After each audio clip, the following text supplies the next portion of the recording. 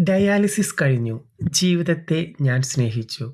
ആലപ്പുഴയിൽ നിന്ന് 52 വയസ്സുള്ള രാജു. അദ്ദേഹത്തിന് വൃക്കരോഗമാണ്. ആഴ്ചയിൽ 2-3 തവണ ഡയാലിസിസ് ചെയ്യണം. ഒരിക്കൽ പോലും അദ്ദേഹം പരാതി പറഞ്ഞിട്ടില്ല. ഒരിക്കൽ ഒരു നഴ്സ് അദ്ദേഹത്തോട് ചോദിച്ചു, "എങ്ങനെ ഇത്ര മനോഹരമായി ചിരിക്കാൻ സാധിക്കുന്നു?" അദ്ദേഹം ഉത്തരം പറഞ്ഞു, "ഇന്ന് ഞാൻ ജീവനോടെ ഉണ്ടല്ലോ. അത് തന്നെയാണ് എൻ്റെ ഏറ്റവും വലിയ സന്തോഷം."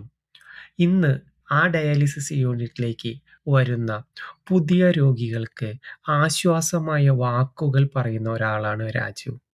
അതെ, രാജുവിൻ്റെ കഥയിലൂടെ നമുക്ക് മനസ്സിലാക്കാം, ജീവിതത്തിൻ്റെ മൂല്യം രോഗം നമ്മെ പഠിപ്പിക്കുന്നു.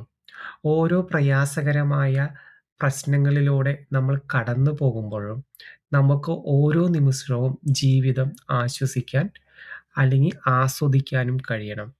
നമ്മൾ നമ്മുടെ ഇല്ലായ്മകളും പ്രശ്നങ്ങളും മാത്രം ചിന്തിക്കാതെ എങ്ങനെ മുന്നോട്ട് പോകും, എങ്ങനെ പോസിറ്റീവായി ചിന്തിക്കാൻ പറ്റും, എങ്ങനെ നമുക്ക് ചിരിക്കാൻ പറ്റും, മറ്റുള്ളവർക്ക് എങ്ങനെ ഒരു ആശ്വാസം നൽകാൻ പറ്റും, ഏതൊരവസ്ഥയിലും മറ്റുള്ളവർക്ക് എങ്ങനെ ഒരു സ്നേഹം പകർന്നു നൽകാൻ പറ്റും, എങ്ങനെ ഒരു ചെറിയൊരു സഹായം, ചെറിയൊരു ഹെൽപ്പ്, ഒരു നോട്ടം, ഒരു ചിരി, ഒരു വാക്ക്, ഇതെല്ലാം മറ്റുള്ളവർക്ക് എങ്ങനെ നമ്മളിലൂടെ ഒരു ആശ്വാസം കണ്ടെത്താൻ പറ്റും.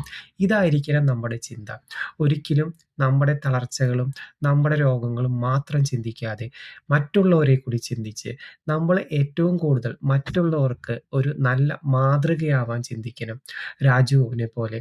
രാജുവിൻ്റെ ആഴ്ചയിൽ 2-3 തവണ ഡയാലിസിസ് ചെയ്യുന്നുണ്ട്. എത്രയോ വേദനകരമായ അവസ്ഥയിലൂടെയാണ് കടന്നു പോകുന്നത്. ഓരോ ദിവസവും എഴുന്നേൽക്കുമ്പോൾ ഇന്ന് ഞാൻ ജീവനോടെ ഉണ്ടല്ലോ എന്ന് കരുതിയാണ് ജീവിക്കുന്നത്.